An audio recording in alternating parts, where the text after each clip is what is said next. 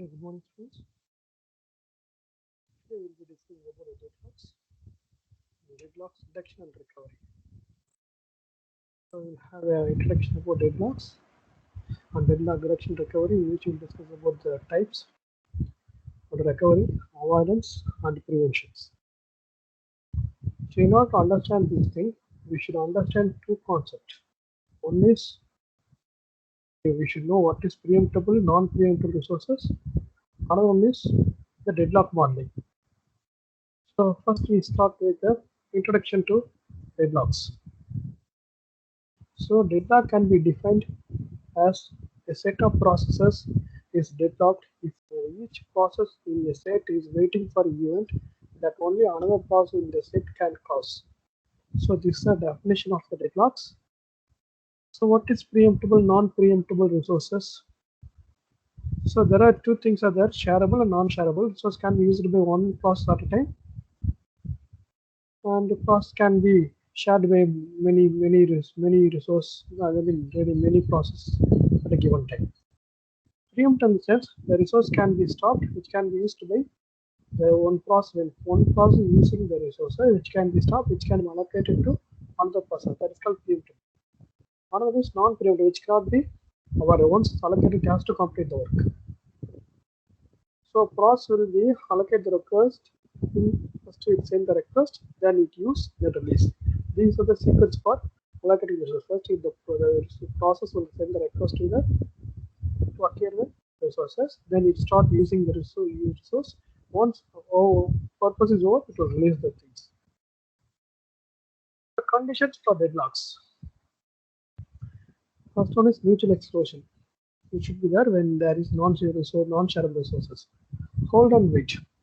The process that hold the resources that can request a new resource.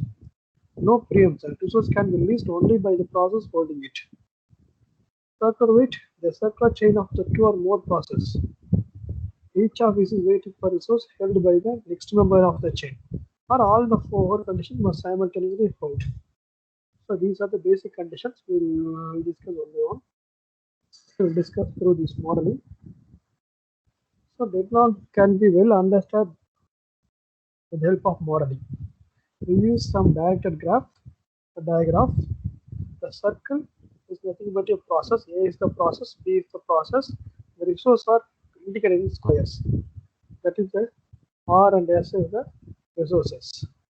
So for example, R resources, the process A holding R resources. The process B request for the resource S.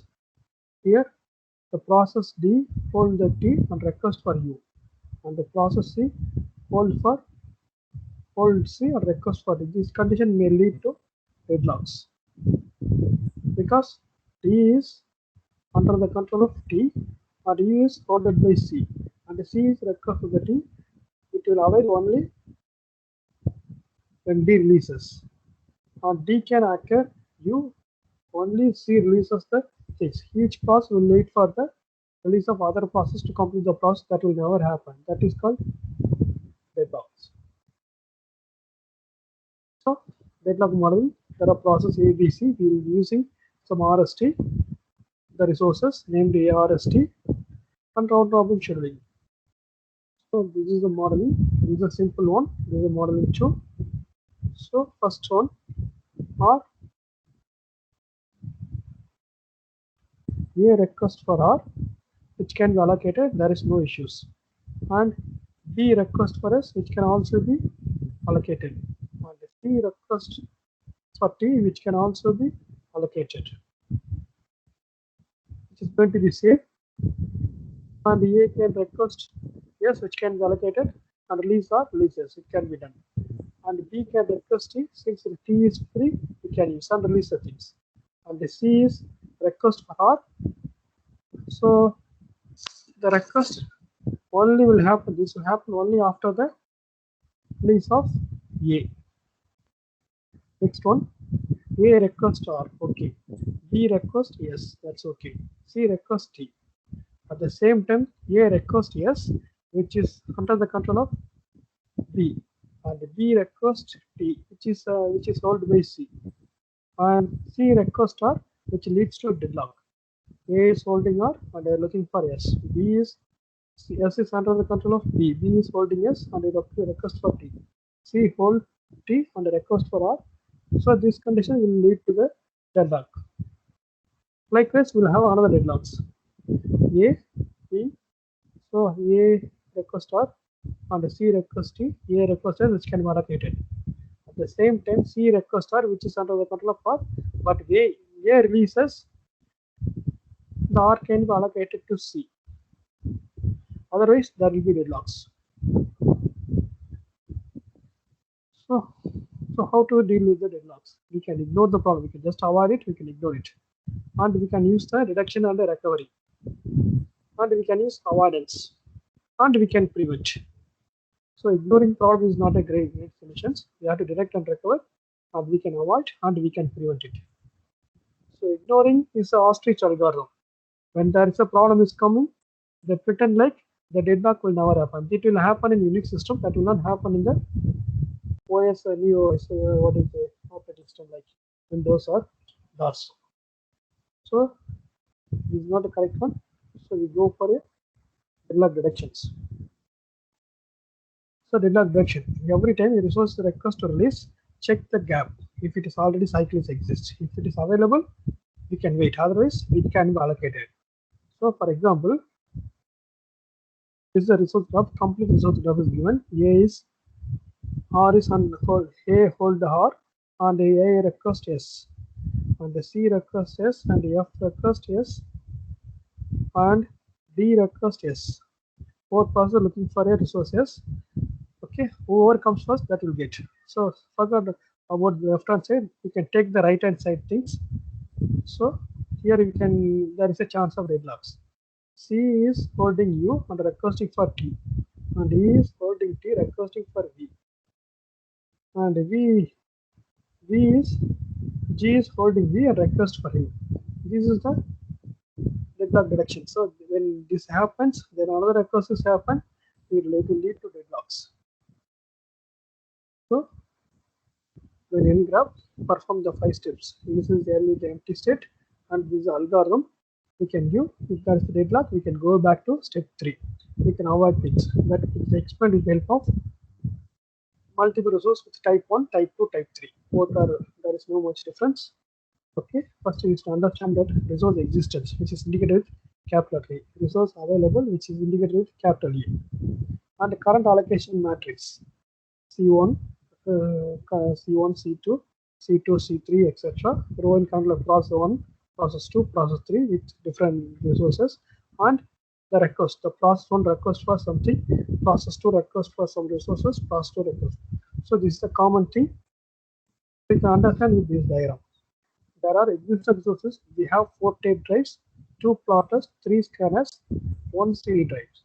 And they already allocated this. 2 tape drives allocated, 1 plotter is allocated, scanner is not allocated, CD-ROM is not allocated. So totally 2 tape drive, 1 plotter, 3 scanners, and 1 CD-ROM is available. The current allocations, so the available is 2.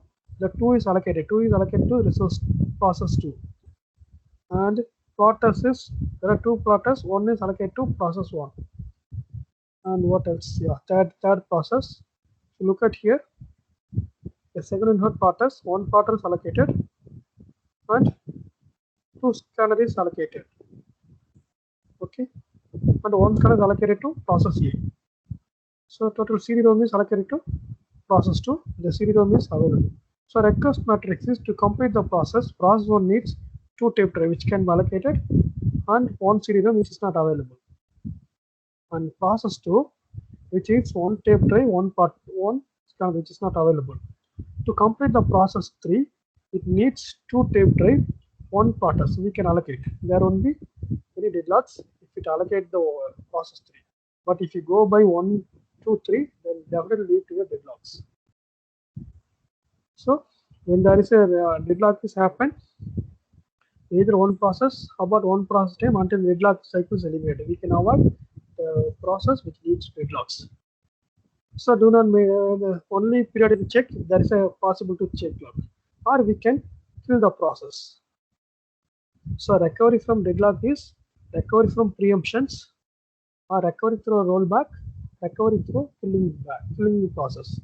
So whatever is preemption, we can free the resources, or if possible, we can roll back to the if there is a check. We check there is a possibility of deadlock. We can go back to the previous portions, or the process which leads to deadlock, we can remove the things.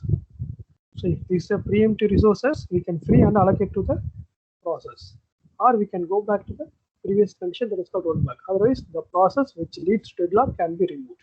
This is the only solution to recover from deadlocks. The better solution is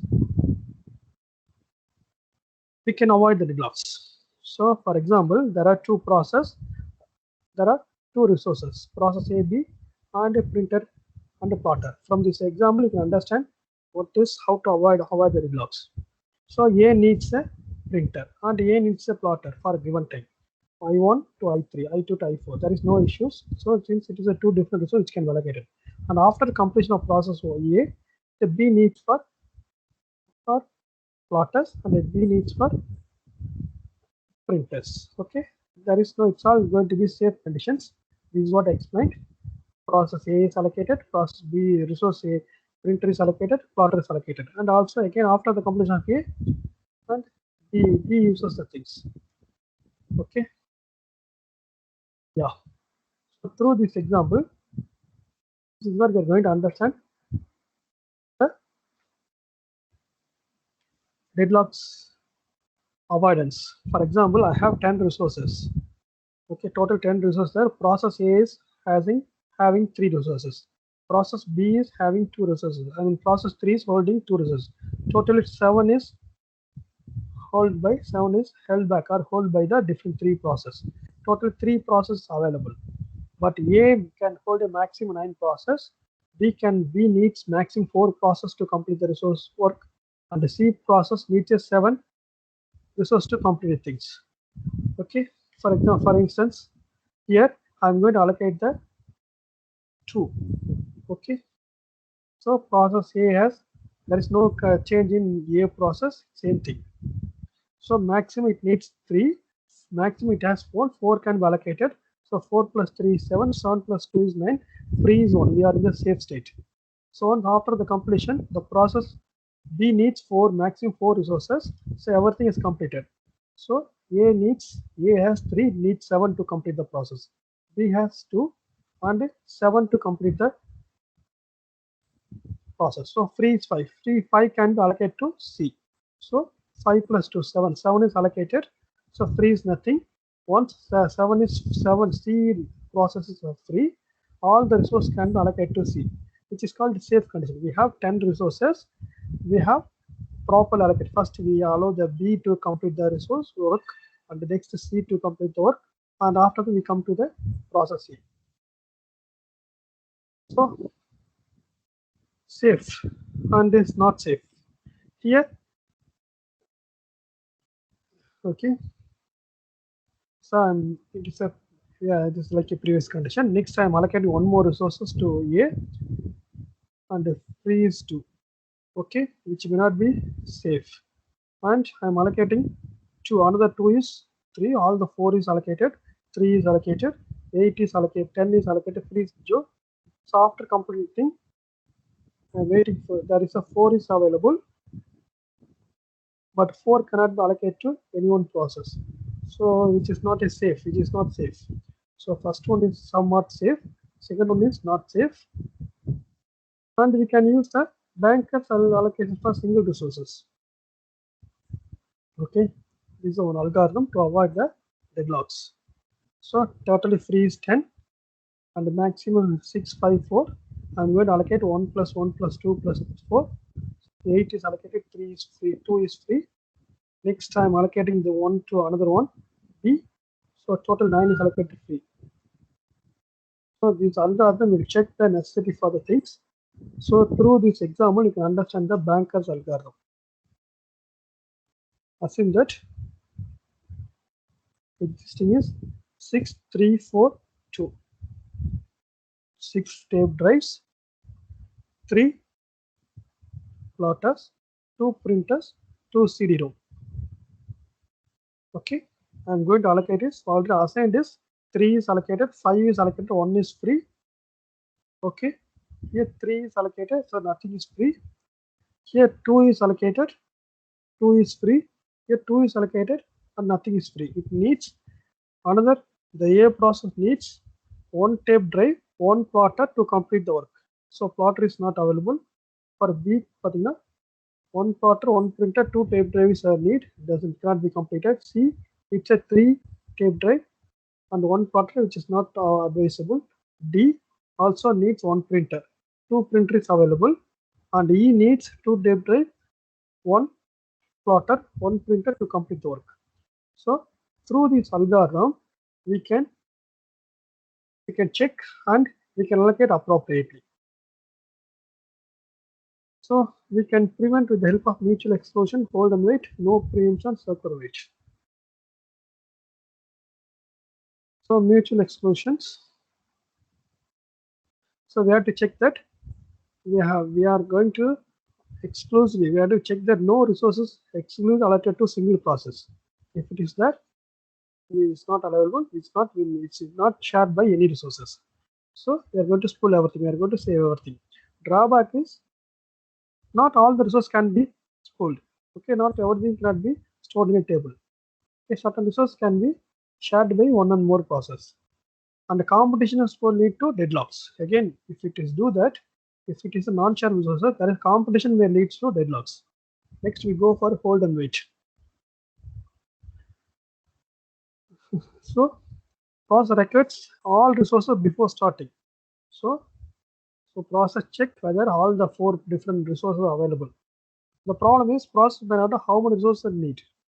The variant is requesting for a resource at first temporarily release all the resources and hit hold, but it is not advisable.